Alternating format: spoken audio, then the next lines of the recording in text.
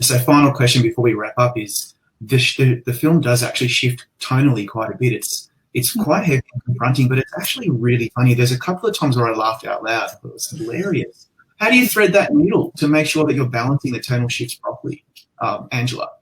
I mean, that was really inspired by the book, and the book is very funny, and it's tragically heartbreaking at the same time. And so we took our cue from that, really. And again, going into this with this mission of constantly honoring Cherry's perspective and the way that it's shifting through his journey, that led us on a really natural course to make a lot of those stylistic choices. The world is changing for him, and at certain times it's very absurd, and at certain times it's horrific.